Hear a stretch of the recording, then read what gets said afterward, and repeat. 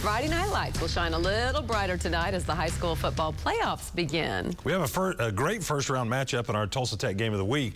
Calling up Jonathan Huskey to talk about the game between Collinsville and Coweta, two really good teams. Yeah, this is a really exciting matchup for a couple different reasons. Obviously, Collinsville just won a state title a couple years ago, went undefeated. They're a team that's always in the state title conversation, and Coweta is a team that's been this close to get kind of taking that next level and getting into that state title conversation. The interesting thing about this game is that Collinsville's on the road. They're opening at Coweta. It's the first time Collinsville's opened the playoffs on the road since 2011.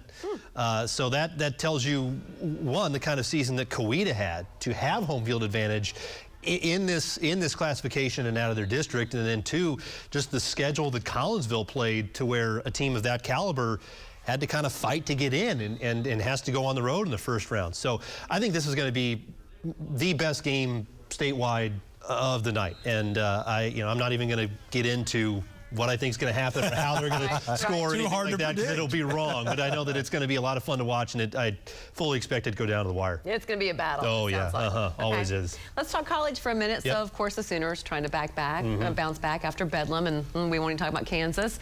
So, hosting West Virginia, what do you think is going to happen there? I mean, so the Sooners, they got to stop turning the ball over. You know, for all of the consternation about referee calls and potential missed calls and whatever there may be in Bedlam, they turned it over 3 times, and that has been a struggle for them the last couple weeks, kind of out of nowhere. So if they can, they gotta hang on to the ball. Like, you know, Dylan Gabriel has to stop throwing it to the wrong team. Running backs have to stop putting it on the ground, because they should beat West Virginia. They're still a good team. They're the same team that we thought was a college football playoff contender 3 weeks ago. They've just made some uncharacteristic mistakes. So if they can hang on to the ball, I think is the biggest thing. Limit the turnovers. They should win. But if they struggle again with that, then who knows? Kind of be anybody's game. Right. Absolutely. Well, the Oklahoma State Cowboys, you think it's going to be? They're taking on UCF this weekend in Florida. You think it's going to be Ollie left, Ollie right, Ollie up the middle? Yes. Yeah. Right.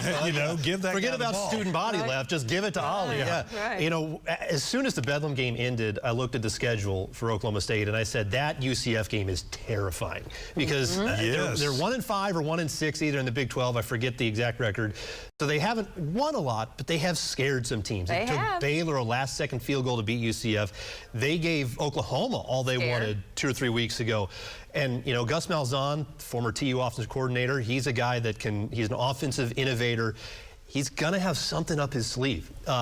Their defense is okay. They're really good against the pass, UCF is. They're not very good against the run, which Ollie left, Ollie right up the middle.